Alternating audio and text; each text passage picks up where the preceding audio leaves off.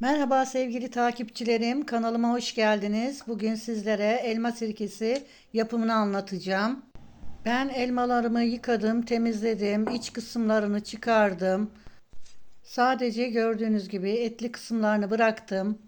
Elmalarım organik, sağ olsun bir aile dostum bahçesinden toplayarak bana ikram etti. Kesinlikle ilaçlı değil. Şöyle size de göstereyim. Ben bunları güzelce yıkadım, ayıkladım. Ve kaplarıma doldurdum. Fazla da doldurmadım gördüğünüz gibi. Şöyle üzerinden iki parmak kalacak kadar bir boşluk bıraktım. Gördüğünüz gibi şöyle iki parmak kalacak kadar bir boşluk bıraktım.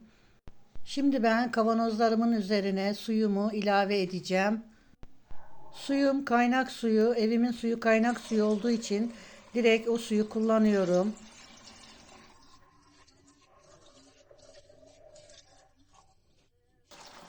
Şimdi diğer kavanozumu dolduruyorum.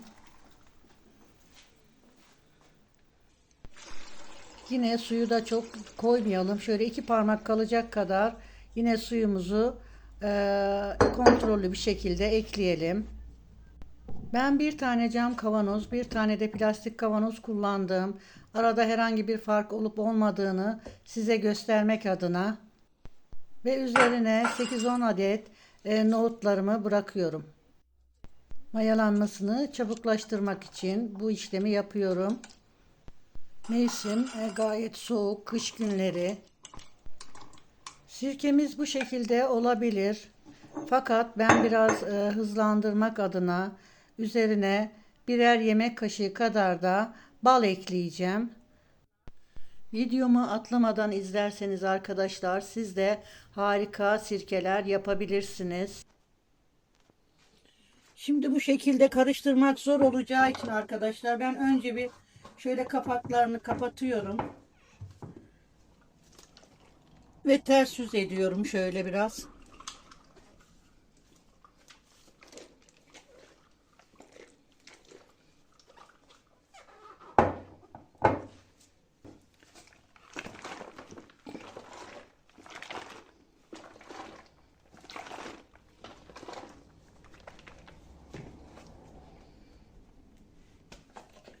Tekrardan kapaklarını alıyorum. Şöyle elimle birazcık bastırıyorum arkadaşlar.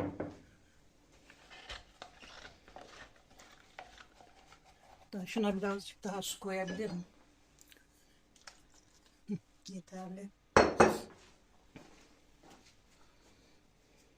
Şimdi ağızlarına şöyle temiz bir bez kapatıp paket lastiğiyle şöyle kapatacağım. Karanlık ve serin bir yerde bekletmeye alacağım. Işığa maruz bırakmayalım arkadaşlar. Eğer öyle bir imkanınız yoksa karanlık bir odanız, üzerine bir örtü kapatıp o şekilde muhafaza edebilirsiniz. Arkadaşlar ben 21-12-2025 tarihinde elma sirkelerini hazırlamıştım. 27-12-2025 tarihine kadar ara ara karıştırdım arkadaşlar. Ben biraz fazla yapmıştım arkadaşlar. Onları süzdüm. Gördüğünüz gibi arkadaşlar elmalarımız bayağı bir tortulaşmış. Ben size şöyle bir yakından da göstermek istiyorum. Bayağı bir tortulaşma olmuş.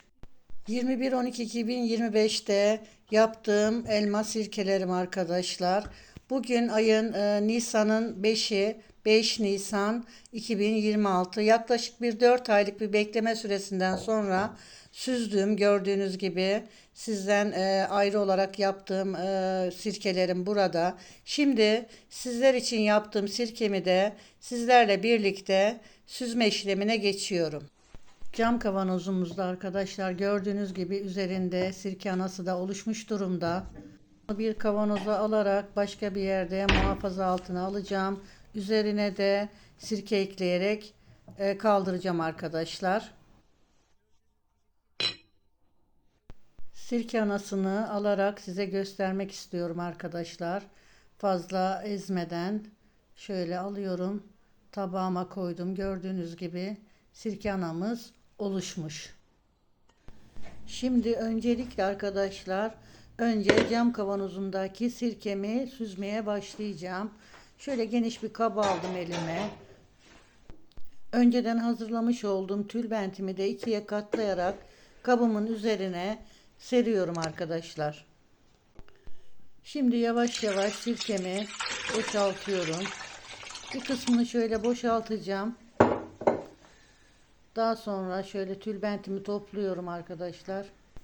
Ve tamamen sıkıyorum. Şu anda bile rengi gerçekten çok güzel gözüküyor.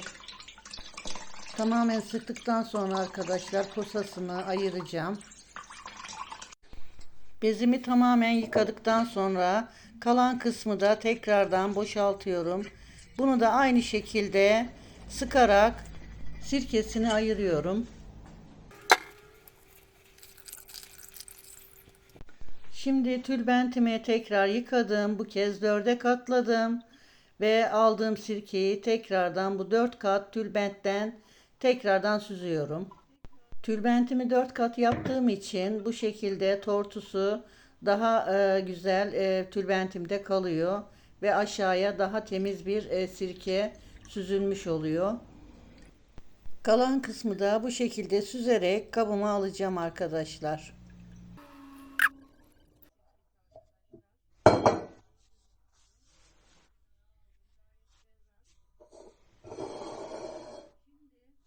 Şimdi ise plastik kavanozumdaki sirkemin süzme işlemine başlayacağım arkadaşlar. Ama ondan önce şöyle bir bakıyorum. Onda da yine hafif bir sirke anası oluşmuş. Onu da çıkartıyorum. Tabağıma alıyorum. Gördüğünüz gibi. Hem cam kavanozumuzda hem plastik kavanozumuzda ikisinde de sirke anası oluşmuş. Siz yaptığınızda sirke anası da oluşmayabilir. Sirke anası oluşmuyor diye yaptığınız sirkenin olmadığı anlamına gelmez arkadaşlar.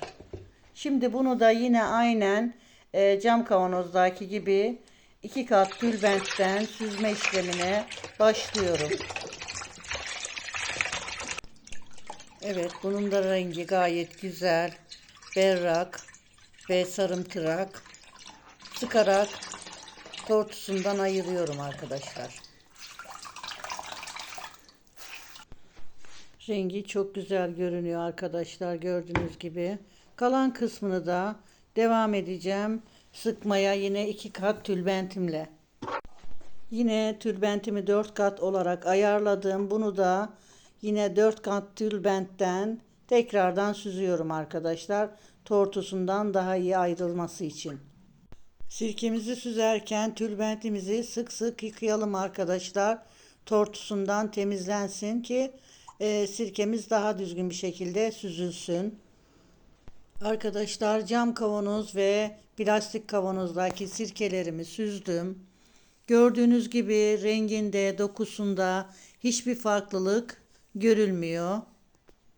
Şimdi kavanozlarımın ağzını kapatacağım. Serin ve karanlık bir yerde 1 ay kadar daha bekleteceğim. Tortusunun tabanına tamamen inmesi için. Sirkemizin tadına bakmak için kaseye biraz ayırmıştım arkadaşlar. Müsaadenizle şöyle bir tadına bakmak istiyorum. Gerçekten harika bir tadı var. Mükemmel. Çok güzel bir tadı ve aroması var arkadaşlar. Evet, ben şimdi 1 ay kadar daha sirkemi serin ve karanlık bir yerde beklettim. Şöyle size de bir göstermek istiyorum. Gördüğünüz gibi altında bayağı bir tortusu birikmiş. Yine 4 kat tülbentimi hazırladım. Tekrardan süzme işlemini gerçekleştireceğim arkadaşlar. Şöyle yavaş yavaş tülbentime aktarmaya başlıyorum. Bu arada yine küçük bir sirke anası da oluşmuş, gördüğünüz gibi tülbentime indi. Onu da ayırıp tekrardan diğer sirke analarının yanına koyacağım. Onu da seneye tekrar kullanmak üzere kilerime kaldıracağım. Dibini tamamen süzmüyorum arkadaşlar. Bunu ayrıca süzeceğim ve yine temizlikte falan evde kullanabiliriz. Tekrar süzme işlemini gerçekleştirmiş olduğum sirkelerimi artık kavanozlarıma tekrardan doldurabilirim. Sabırla bekledik. Sonuç harika oldu. Doğal, katkısız, mis gibi elma sirkemiz hazır. Birkaç malzemeyle evde elma sirkesi yapımı işte bu kadar kolay. Tarifi hoşunuza gittiyse beğenmeyi ve takip etmeyi unutmayın arkadaşlar. Yeni tariflerde görüşmek üzere. Kendinize iyi bakın. Hoşça kalın, esen kalın.